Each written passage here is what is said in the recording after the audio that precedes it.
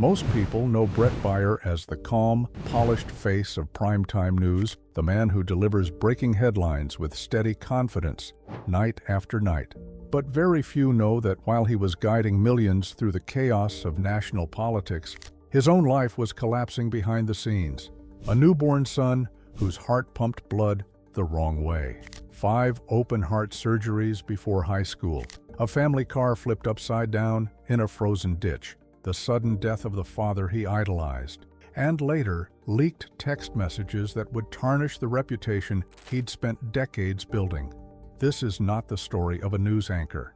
This is the story of a man who survived everything life could throw at him, and somehow kept standing. The year 2007 was supposed to be a landmark in Bret Baier's life, a moment of professional triumph after years of relentless dedication. He had worked his way up from local newsrooms, covering small-town events and city council meetings, to the very center of national politics. Now, as Fox News White House correspondent, he occupied a position that many journalists could only dream of, a seat at the table where the most consequential decisions in the country were made, a front-row view to history in motion. Every long night chasing stories, every early morning spent monitoring headlines, every moment of uncertainty had led him to this point. His career trajectory was rising faster than he could have imagined, and everything seemed to be falling into place. Yet, as life has a way of reminding even the most prepared, success in the professional realm does not inoculate one from personal trials. Bret's moment of anticipated victory would soon be overshadowed by a challenge no newsroom could have ever prepared him for. The personal test came in the form of his first child, Paul, whose birth was meant to be a joyful celebration of family and new beginnings. When Amy, Bret's wife, went into labor, the couple approached the day with anticipation and excitement. Months of preparation, doctor's visits, and careful planning had led to this defining moment. The labor proceeded smoothly. The delivery was considered routine, and Paul entered the world with the appearance of a healthy newborn. For a fleeting moment, everything seemed perfect. Life aligned beautifully, and the Baier family was complete. But as often happens, life can change in an instant, and the joyful expectations that filled the delivery room were soon replaced with fear. Minutes after the birth, a nurse noticed something unusual. Paul's skin appeared unnaturally pale, devoid of the warm glow of a healthy newborn. At first it was subtle, but the color, or lack thereof, was unmistakable. Anxiety rippled through the medical team as they began running tests, checking monitors and quietly conferring in hushed tones. For Bret and Amy, the celebration quickly turned into a terrifying wait, each second stretching interminably as the reality of the situation began to sink in. The diagnosis that followed was a gut-wrenching blow. Paul had 5 congenital heart defects. His tiny, walnut-sized heart, instead of pumping blood efficiently throughout his body, was malfunctioning in multiple ways, sending blood in the wrong direction. Doctors explained the severity of the condition in blunt terms. Without immediate intervention, the newborn might not survive even the trip home from the hospital. And within days, Paul would require open-heart surgery, a procedure so delicate and dangerous for an infant that its success was far from guaranteed. For Bret and Amy, the news was a devastating shock, stripping away the sense of control and security that every parent hopes to have in those first moments of their child's life. It was a reminder that life could change in an instant, that even the brightest hopes could be overshadowed by unforeseen adversity. The couple, both raised in the Catholic faith, turned immediately to prayer. They did not pray for understanding, for calm, or for strength to endure a challenge. They prayed simply for their son's survival, for the fragile flicker of life in Paul's tiny heart to hold steady long enough for the surgeons to intervene.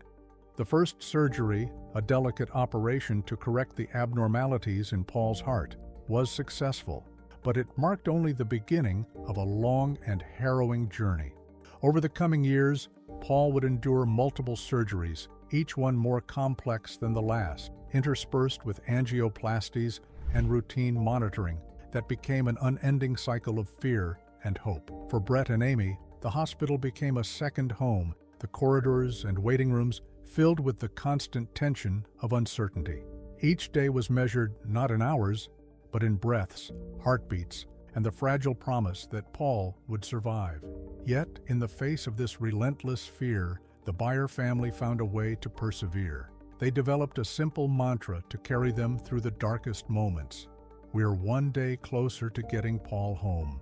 It became more than words. It became a lifeline, a reminder that progress, however incremental, was still progress.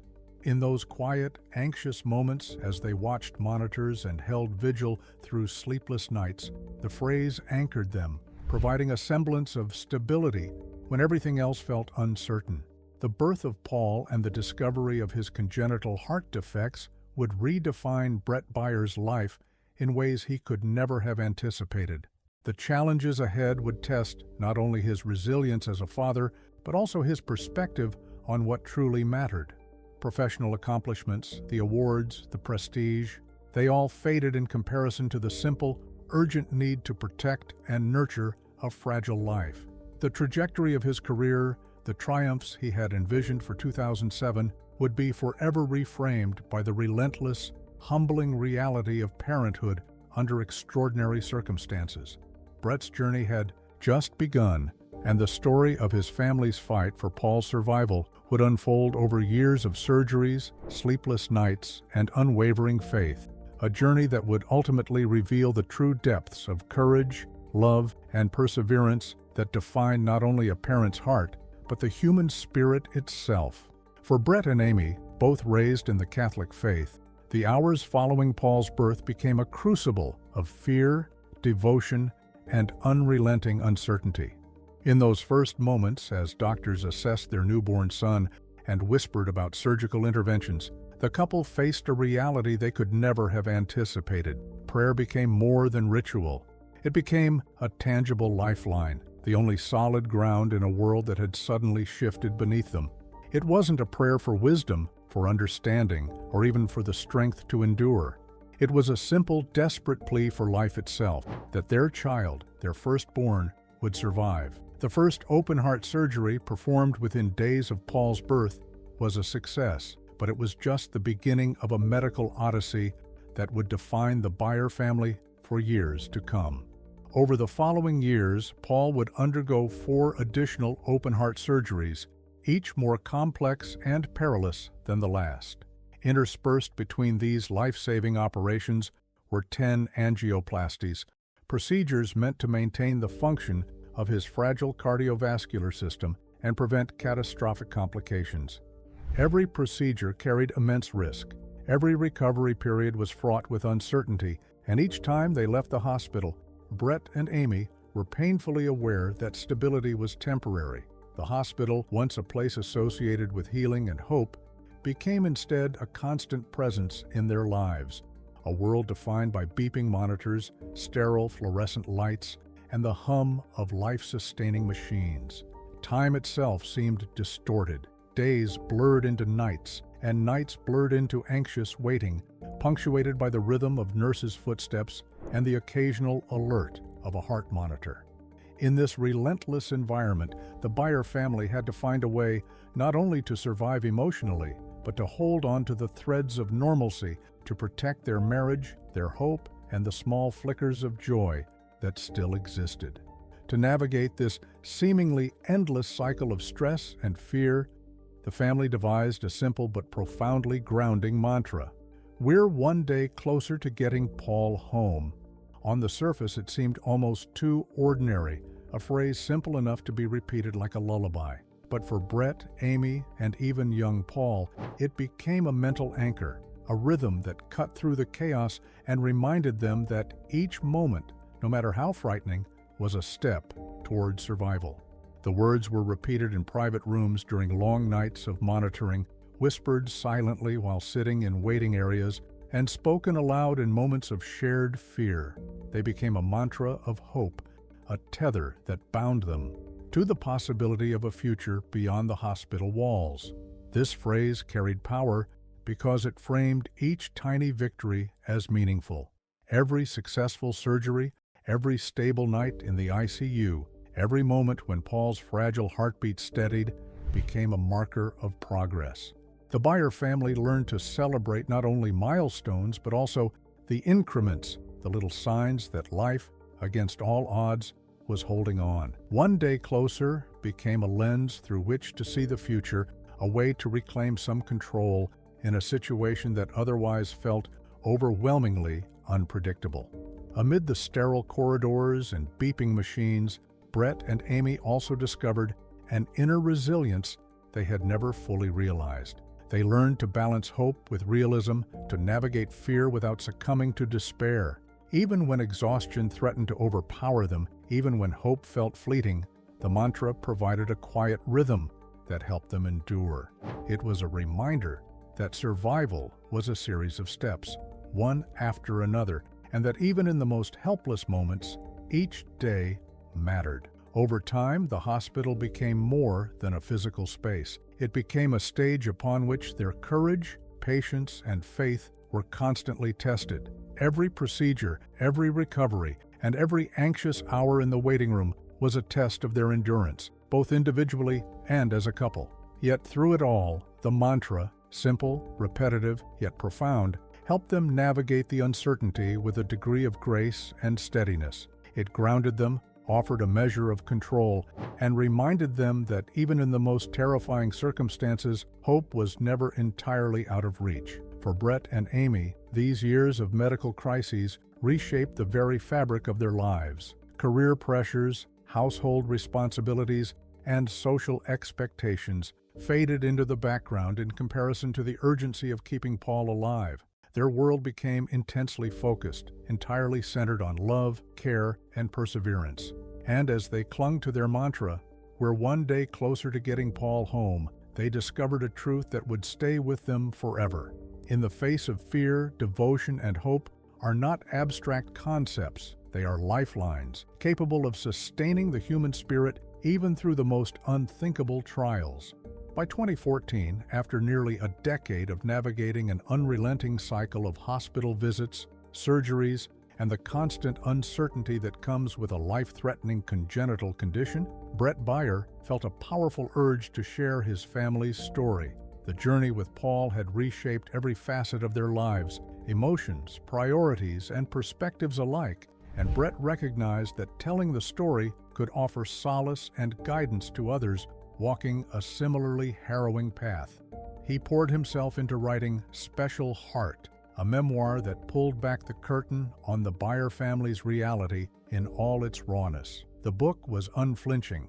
Bret detailed the hours spent pacing hospital corridors, watching monitors flash, listening to surgeons weigh risks in hushed tones, and feeling the constant tension of knowing that one wrong moment could change everything. He chronicled the heartbreak of facing life or death decisions for a newborn, the exhaustion that accompanied sleepless nights spent monitoring vital signs, and the small yet profound victories when a surgery succeeded or a recovery went smoothly.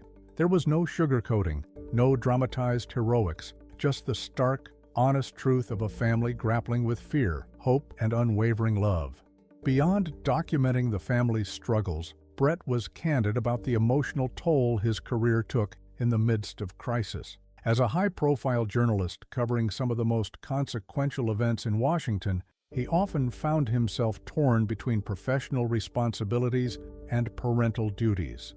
The tension was palpable. Every newsroom deadline, every breaking story pulled him away from his son when presence mattered most. Yet he did not shy away from exploring the guilt and internal conflict this created, offering readers a window into the real human cost of balancing ambition with family obligations. However, Special Heart was never intended to be solely a personal memoir. Bret had a larger mission.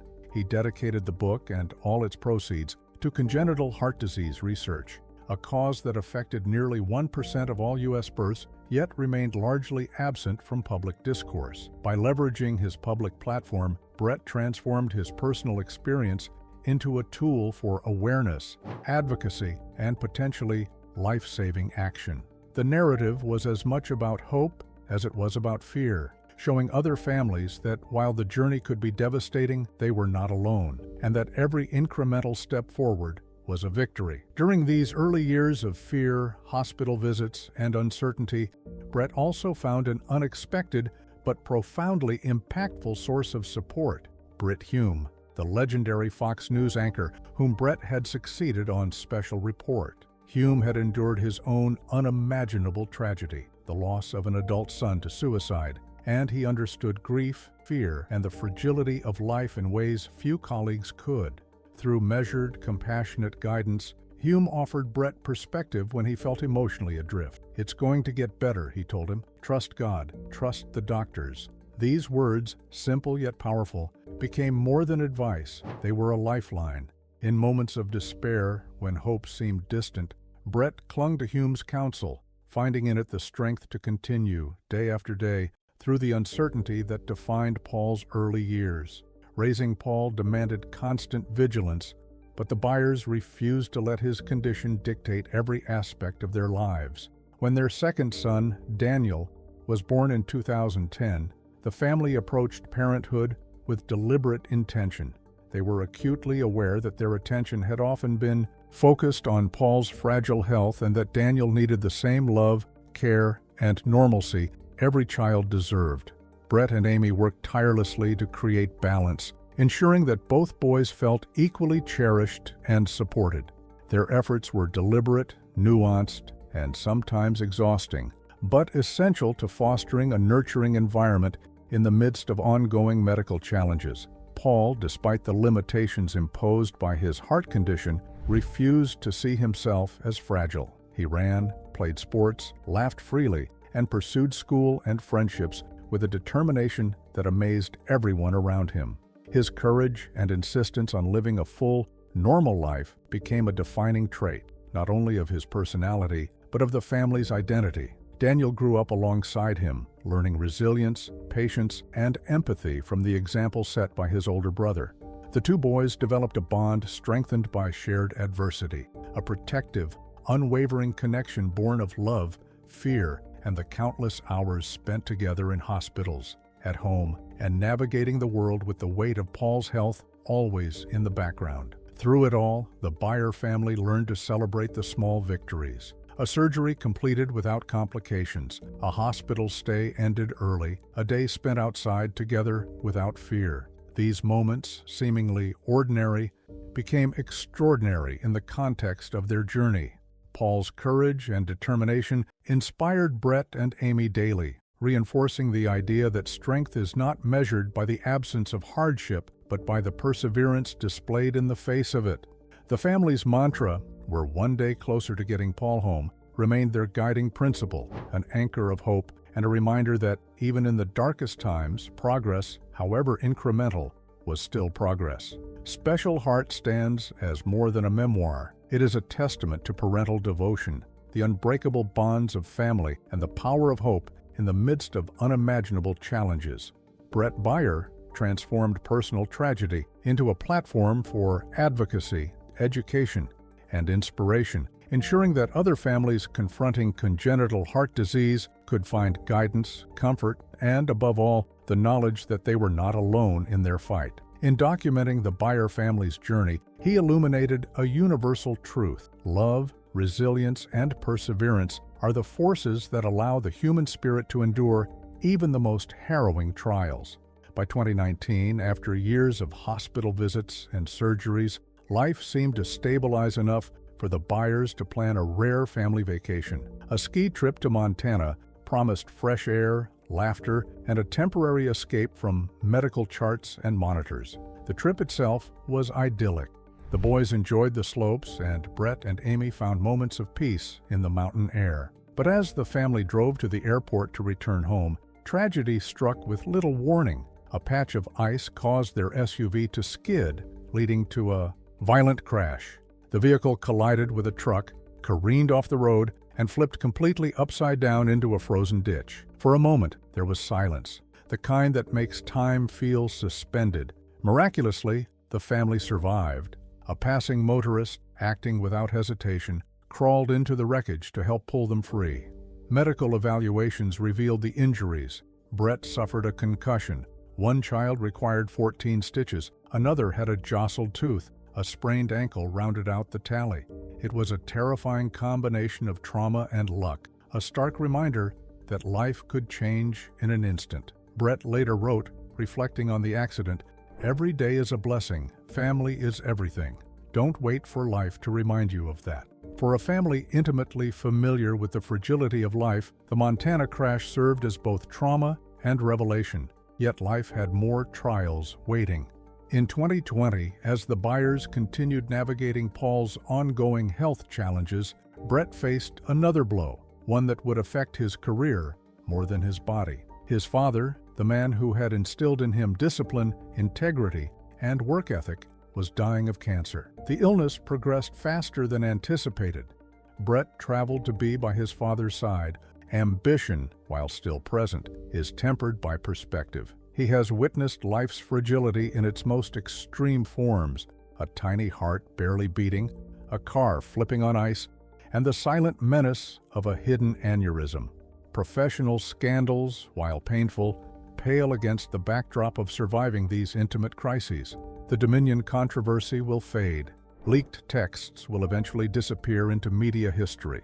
But Paul's heartbeat remains, persistent and strong. The Baiers rise each day with gratitude, choosing hope, purpose, and family over fear and bitterness. Their journey proves a universal truth. Strength is not found in avoiding hardship.